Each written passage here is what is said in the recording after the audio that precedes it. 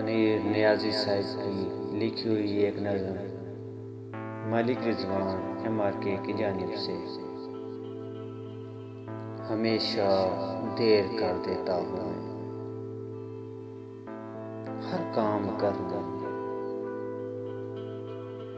ज़रूरी बात कहनी हो,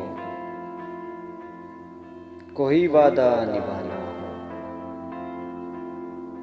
उसे आवाज़ देनी हो, उसे वापस बुलाना हो, हमेशा देर कर देता हूँ। मदद करनी हो उसकी, यार की ढारस बधाना हो,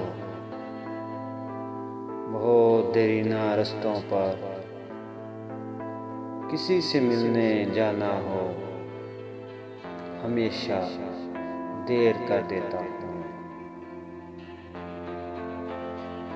बदलते मौसमों की सैर में दिल को लगाना हो,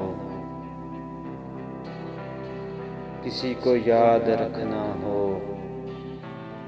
किसी को भूल जाना हो, हमेशा देर कर देता हूँ मैं। किसी को मौत से पहले किसी गम से बचाना हो, हकीकत और थी कुछ, उसको जाके ये बताना हो, हमेशा देर कर देता हूँ, हमेशा देर कर देता हूँ।